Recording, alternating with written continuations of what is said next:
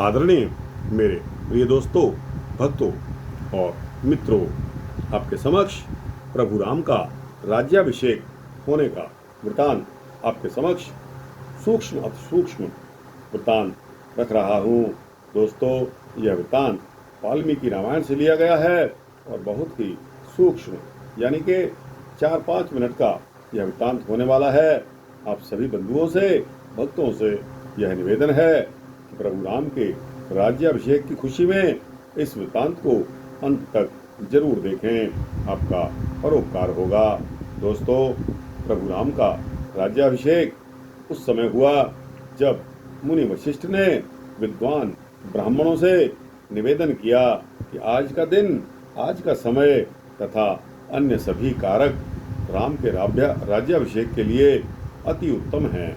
इनके राजा बनने में समस्त मानव जाति को आनंद, सुख और शांति की प्राप्ति होगी। ऋषि वशिष्ठ के इन वचनों को सुनकर सभी को अत्यंत प्रसन्नता हुई। दोस्तों, और हो भी क्यों ना, यह उस समय का मौका था कि प्रभु राम ने 14 वर्षों का वनवास अपना संपूर्ण करके अयोध्या वापस आए थे। नहीं तो दोस्तों, राजा दशरथ जी ने तो अपने जीते जी अपने राज्य का हस्तांतरण श्री राम के नाम कर ही दिया था। वो बात दूसरी है कि कुछ परिस्थितियां जो रानी कैकेयी के द्वारा सामने लाकर खड़ी कर दी गई और उन परिस्थितियों के चलते सब कुछ होना जरूरी था, होनी होके ही रहती है। और प्रभु राम का जो अवतार हुआ वह भी किस लेखे लगना था, वो एक बहाना बनना था कि प्रभु राम ने राज्य का आनंद लेने से पहले ये सभी कार्य संपूर्ण करने थे। दुष्टों का नाश करना था, दुष्टों का उद्धार करना था। दोस्तों, जो राक्षस प्रभु राम के हाथों मरे वे भी तो स्वर्गलोक में गए, क्योंकि प्रभु राम के हाथों मरना ही स्वर्ग प्राप्त करना होता है।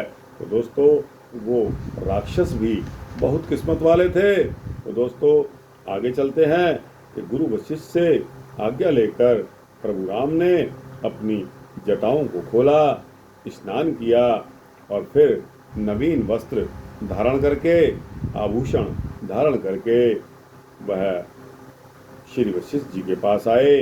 उनके सुंदर तथा सुशोभित रूप को देखकर सैकड़ों कामदेव फीके पड़ रहे थे। दोस्तों, फीके भी क्यों ना पड़े, प्रभु राम जो भगवान विष्णु का रूप है, उनका सौंदर्य तो अतुलनीय, किसी की तुलना के अंतर्गत नहीं आता। और दोस्तों, यह सोच हमारे दिमाग से परे की चीज है। इधर सासू माताओं ने सीता जी को बहुत आदर सत्कार के साथ स्नान करवा के उनके अंग प्रत्यंग को दिव्य वस्त्र और श्रेष्ठ आभूषण भली भांति सजा दिए। श्री राम के बाईं ओर रूप और गुणों की खान रमा अथवा सीता जी शोभित हो रही थी। दोस्तों, संतों के हृदय आनंद से प्रफुल्लित थे। विद्वान ब्राह्मणों ने वेद मंत्र पाठ का उच्चारण किया। स्वर्ग के देवता आकर जय जयकार करने लगे। सबसे पहले गुरु वशिष्ठ ने श्री राम के मस्तक पर राज तिलक किया और फिर उनके शीश पर दिव्य मुकुट को रखा।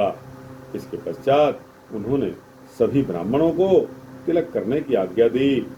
पुत्र को राज सिंहासन पर देखकर तीनों माताएं अत्यंत हर्षित हुई और उन्होंने उनकी बार बार आरती उतारी।